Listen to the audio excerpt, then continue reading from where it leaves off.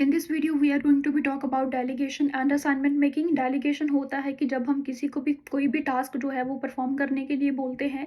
Delegation जो होता है उसमें हमेशा नर्सेस ही जो होती है वही अकाउंटेबल होती हैं कोई भी टास्क आउटकम के लिए।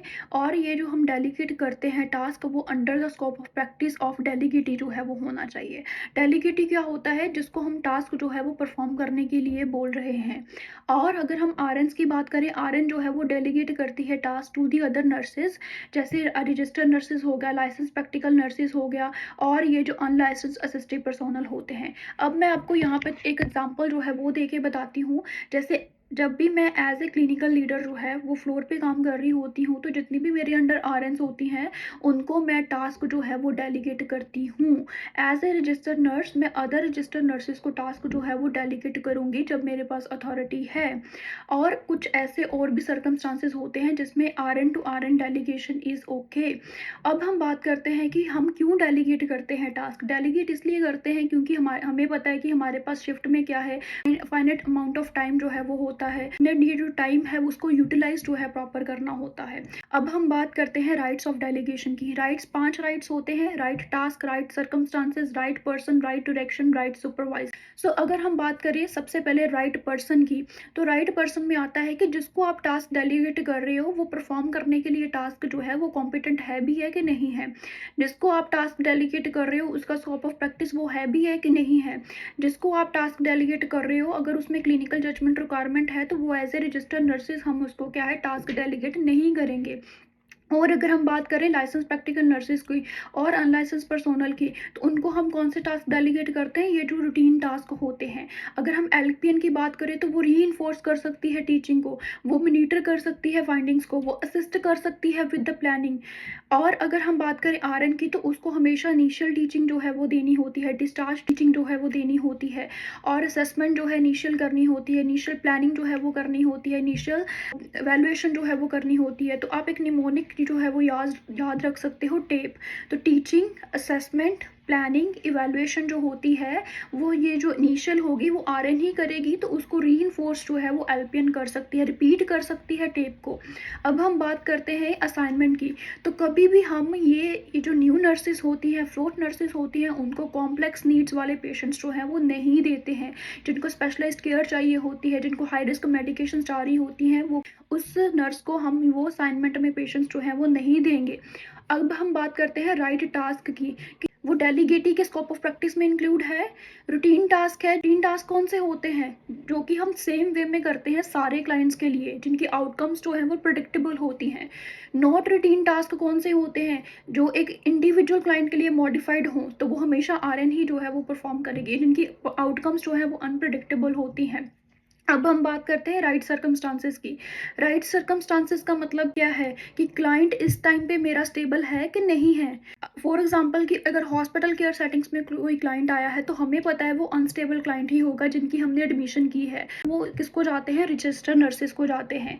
अब क्लाइंट स्टेबल कौन से होते हैं? जैसे क्रॉनिक कंडीशंस वाले होंगे, जिनकी अब नॉर्मेलिटीज जो है वो एक्सपेक्टेड हैं, और ये जो क्लाइंट्स जो रेडी फॉर डिस्चार्ज हैं। तो ये जो अनस्टेबल क्लाइंट होंगे, जैसे एक्यूट स्टेटस चेंज होगा पेशेंट का, न्यू एडमिशन आ गई हमारे फ्लोर पे, फ्रेश पोस्ट ऑपरेटिव पेशेंट्स आ गए लेस देन 12 आवर्स जो होते हैं, वो हम कभी भी as a registered nurses LPN को डेलीगेट जो है वो नहीं करते हैं। अब हम बात करते हैं राइट कम्युनिकेशन के बारे में। ये जो एलपीएन्स होंगे या फिर ये जो अनलाइसेंस पर्सोनल्स होंगे, उनको क्लियर इंस्ट्रक्शंस दे रहे हैं, उनको बता रहे हैं कि क्या एक्सपेक्टेशंस है उनसे, हमें उनको टाइमलाइन जो है वो दे रहे हैं, हम उनको बैक रिपोर्टिंग करने के लिए बोल रहे हैं कि नहीं बोल रहे हैं। तो क्लियर इंस्ट्रक्शंस जो होती हैं वो हमें अपने डेलीगेटीज को देनी होती हैं। और हमें क्या है, उस टास्क को राइट सुपरविजन, टास्क को सुपरवाइज जो है वो करना होता है, क्योंकि हमें पता है at the end of the day RN is going to be responsible for outcome of that task. तो हमें उनको सुपरवाइज भी जो है वो करना होता है। करेक्टली हम क्या है देखते हैं कि उन्होंने टास्क परफॉर्म किया है, इवैल्यूएशन जो है हम उनकी करते हैं। लिटिल बिट बात कर लेते हैं सबके स्कोप ऑफ प्रैक्टिसेस के बारे में। असिस्टिव पर्सोनल जैसे सीएनए हो गया, क्या क्या टास्क जो है वो परफॉर्म कर सकते हैं। नॉन इन्वेजिव इंटरवेंशन होगी।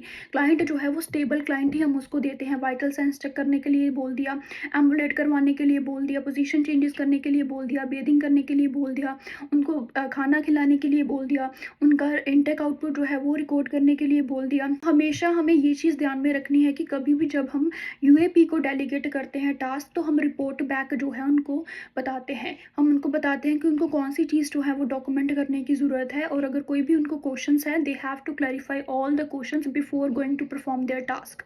अब हमें मेक श्योर करना होता है कि वो कॉम्पिटेंट है ये टास्क परफॉर्म करने के लिए, वो क्या है कंप्लीट कर लेंगे इस टास्क को, अप्रोप्रिएट है, वो कंफर्टेबल फील कर रहे हैं इस टास्क को कंप्लीट करने के लिए, और उनके स्कोप ऑफ प्रैक्टिस में ये टास्क जो है वो आता है कि नहीं आता है। अब हम बात करते हैं लाइसेंस प्रैक्टिकल नर्सेज की।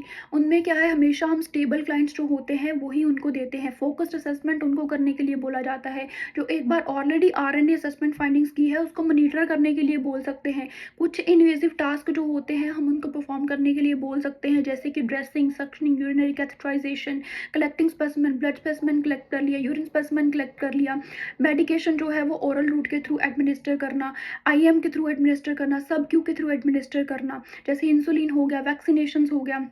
और LPN can repeat tape teaching करें तो एलपीएन की कभी भी आईवी पुश जो है वो नहीं करती है।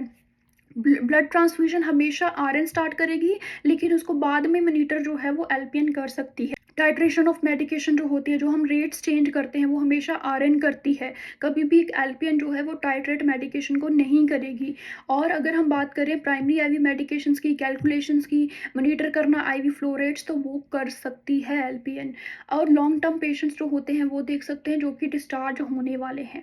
अब वो क्या नहीं करेगी, एवेल्युएशन नहीं करेगी, कोई भी न्यू पोस्ट ऑपरेटिव पेशेंट्स जो है वो नहीं लेगी, कोई भी न्यूली एडमिटेड पेशेंट जो है वो नहीं लेगी, कोई भी इनिशियल असेसमेंट वाला पेशेंट है वो नहीं लेगी, कोई भी फर्स्ट टीचिंग वाला पेशेंट है वो नहीं करेगी।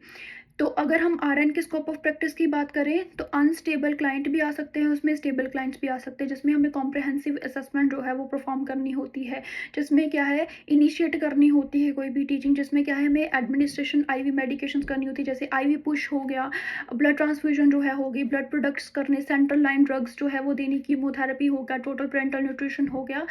ये टास्क जो आरएन कर सकती है वो कभी भी डेलीगेट जो है वो नहीं करेगी। तो इसके लिए आप बड़ा कॉमन निमोनिक भी सुनते हो, do not delegate what you can eat. Evaluation आती है, असेसमेंट आती है इनिशियल, और वहाँ पे क्या है टीचिंग आती है इनिशियल।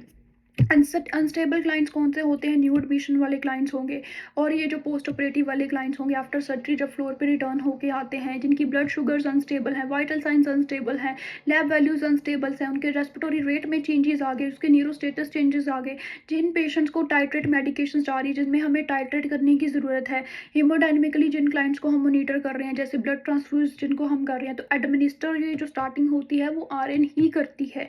अगर हम इवेल्युएशन की बात करें तो लैब वैल्यूज़ को वैल्यूएट करना, पेन को वैल्यूएट करना, वाइटल साइंस को वैल्यूएट करना, तो वो भी एक आरएन का ही काम होता है। अगर हम असेसमेंट की बात करें, initial assessment, first assessment, primary assessment जो होती है, न्यू एडमिशन हो गया, पोस्ट ऑपरेटिव हो गया, वो आरएन ही करेगी। टीचिंग की बात करें तो इनिशियल फर्स्ट प्राइमरी टीचिंग जो होती है वो आरएन ही देती है। So this is all about the delegation and assignment making. Thank you so much for watching this video.